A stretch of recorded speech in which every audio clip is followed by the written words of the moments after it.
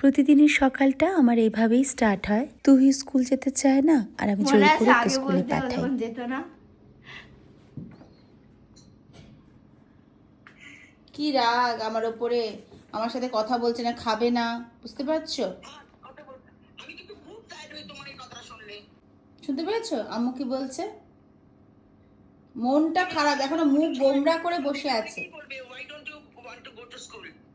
চলো টাপ্পু চলো, রেডি হচ্ছে। চলো আম্মু বাই। তো সকালবেলা মামুনি ভিডিও কল করেছিল, তাই ওই কথাগুলি মামুনির সাথেই শেয়ার করছিলাম। পানিপথে এসছে বলে না, নতুন স্কুল নতুন পরিবেশ বলে না, ছোটবেলা থেকেই তুই কোনোদিন স্কুল যেতে খুব একটা পছন্দই করে না। জোর করেই ওকে স্কুলে পাঠাতে হয়। তার জন্য যে পড়তে ভালোবাসে না সেটা কিন্তু না, পড়ার ক্ষেত্রে তো ভীষণ সিরিয়াস, বিশেষ করে এক্সামের আগে।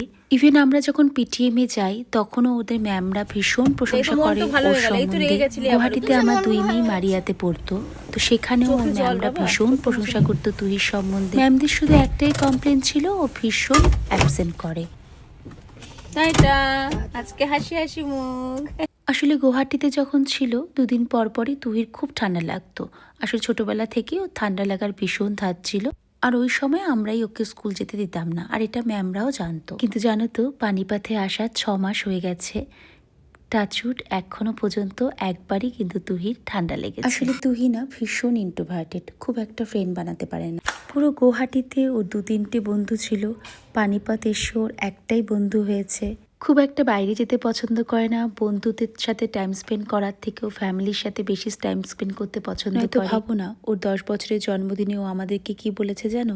এই বার্থডেটা নাকি ওর জীবনের সেরা বার্থডে হয়েছে। আমি আর মামুনি তখন তুইকে বললাম, কি করে তোমার বার্থডেটা সেরা বার্থডে হলো? এবার তো তোমার বার্থডেতে না কোনো ফ্রেন্ড এলো, না বার্থডে বড় করে সেলিব্রেট করলাম, না আমরা বাইরে গিয়ে ডিনার করলাম, কিছুই তো করলাম না। তখন আমাদের বললো, আমি এটাই চাইতাম আমার বার্থডেটাতে আমি যেন ফ্যামিলির সাথেই সময় কাটাতে পারি। আর সত্যি কিন্তু ও তাই, জানো, ও ফ্যামিলির সাথে টাইম স্পেন্ড করতেই বেশি ভালোবাসে। তো সোম থেকে শুক্র আমার সকালের রুটিন কিন্তু একই, শনি রবিটা একটু আলাদা, কারণ সেই দিন তো টাপ্পু দিদির স্কুল বন্ধ থাকে। তাই সেদিনকার সকালবেলা ঘুম থেকে উঠে আগে স্নানটা সেরে পুজোটা করে নিয়েই সমস্ত কাজ শুরু করি। আর এখন উইকডেজে স্নান সেরে পুজো দিতে দিতে অনেকটা লেট হচ্ছে, কারণ ওদের স্কুলও তো অনেক লেট করেই শুরু হচ্ছে।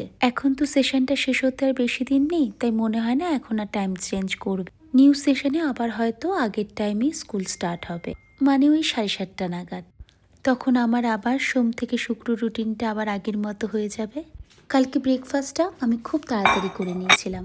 আসলে আগের দিন রাত্রিবেলা, মঙ্গলবার দিন, আমি ডিনারে না সেরকম কিছু খাইনি। অফিস থেকে ফেরার পথে চাই আবার বার্গার নিয়ে এসেছিল, তো 7:30 নাগাদ বার্গারটা খেয়েছিলাম, তারপর আর খিদাই পেল না। তো পরের দিন সকালবেলায় ঘুম থেকে উঠেই ভীষণ খিদে পাচ্ছিল, তাই জায়কে যখন ব্রেকফাস্টে একটু ওটস দিয়েছিলাম, আমি ওর সাথে সাথে ব্রেকফাস্ট করে নিয়েছিলাম। তারপর তো দেখলে আজকের ব্লগে টাপ্পু দুধে স্কুলে ড্রপ করে বাড়ি এসে ঘরের কিছুটা কাজ কমপ্লিট করে স্নান সেরে আগে পুজো করে নিয়েছিলাম। এখন রান্নাঘরে এসে দুপুরের জন্য একটু লাঞ্চটা রেডি করে নিচ্ছি।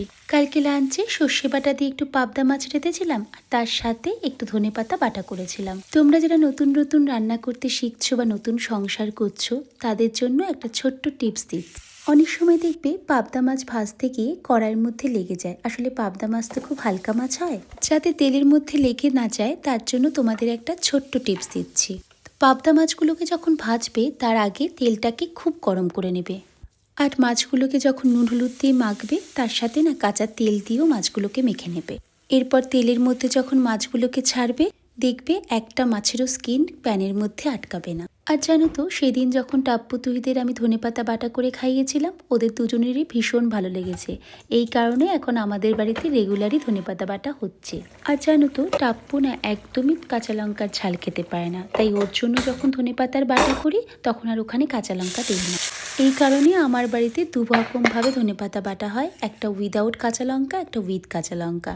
কারণ কাঁচা লঙ্কা ছাড়া না আমি আবার ধনেপাতা বাটা খেতে পারবো না। যে কোনো বাটাই ঝাল ঝাল না হলে না আমার আবার ভালো লাগে না। কালকে খুব সকাল সকাল ব্রেকফাস্ট করেছিলাম তো, তাই দুপুর 2টো নাগাদই না আমার প্রচণ্ড খিদে পেয়ে গেছিলো। একবার ভাবছিলাম ভাতটা খেয়ে নিই, কারণ রান্নার তো সব হয়েই গেছে।